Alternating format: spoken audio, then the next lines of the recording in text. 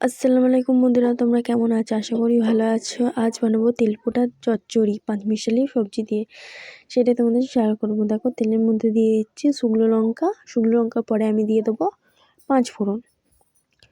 পাঁচফোড়নটা দিয়ে এবার দিয়ে দেবো আগে থেকে কেটে রেখেছিলাম পেঁয়াজটা, সেই পেঁয়াজটা আমি দিয়ে দেবো।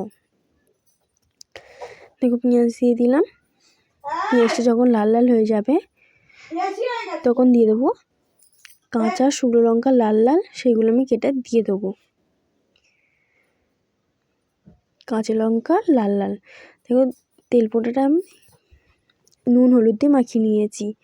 দেখো, কাতলা মাছের তেলপোটা কত সুন্দর। দেখো বন্ধুরা, তেলের মধ্যে আমি দিয়ে দিলাম।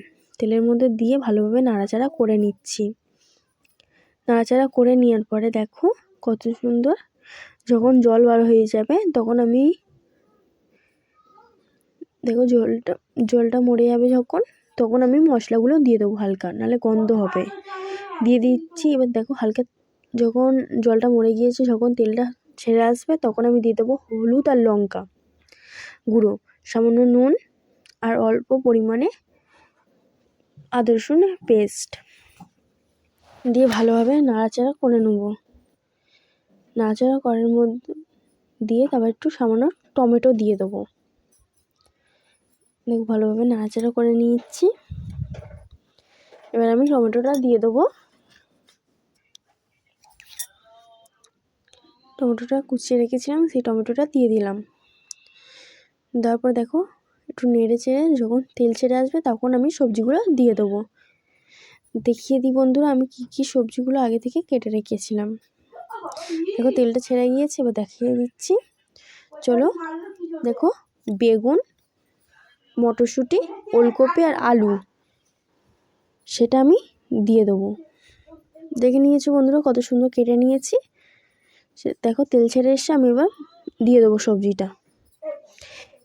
এটা দিয়ে একটু নেড়ে চেড়ে যেই কুমড়ো আর যে ফুলকপির ডাঁটা যে আমরা ফেলে দিই, ফুলকপির ডাঁটা বন্ধুরা ফেলবে না, সেই ডাঁটাগুলোই তোমাদের ডাল বা চচ্চড়িতে লেগে যাবে। দেখো কত সুন্দর আমি কপির ডাঁটা বা এগুলো কেটে নিয়েছি, কুমড়োটা সেটাও আমি দিয়ে দেবো। বন্ধুরা, এই চচ্চড়ি দিয়েই ভাত খাওয়া হয়ে যাবে তোমাদের। তোমরা বন্ধুরা একবার রেসিপিটা ট্রাই করবে। দেখো কত সুন্দর নেড়ে নিয়েছি।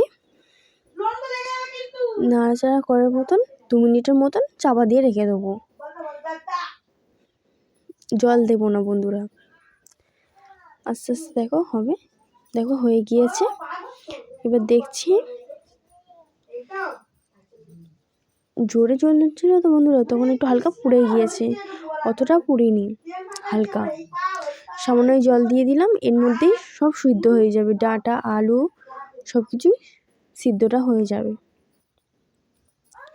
দিয়ে একটু নেড়ে চেড়ে ভালোভাবে আবারও 2 মিনিটের জন্য ঢাকা দিয়ে রাখবো, যেন সবজিটা যেন গলে যায়।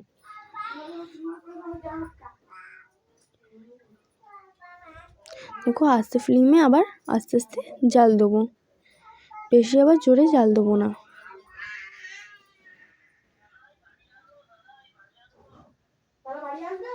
ভালোভাবে নেড়ে নিচ্ছি।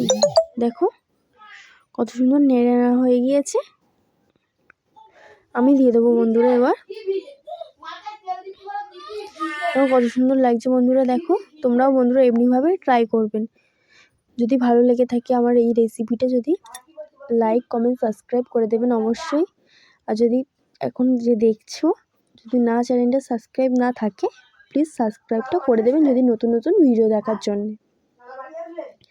দেখো, হয়ে গিয়েছে। এবার আমি এটা লাভিয়ে নেব। বন্ধুরা অবশ্যই তোমরা করে একবার ট্রাই করে কমেন্টে জানাবে। দেখো কত সুন্দর হয়ে গিয়েছে, পুরো মাখা মাখা কত সুন্দর হয়ে গিয়েছে বন্ধুরা। এই দিয়ে তোমাদের ভাত খাওয়া হয়ে যাবে।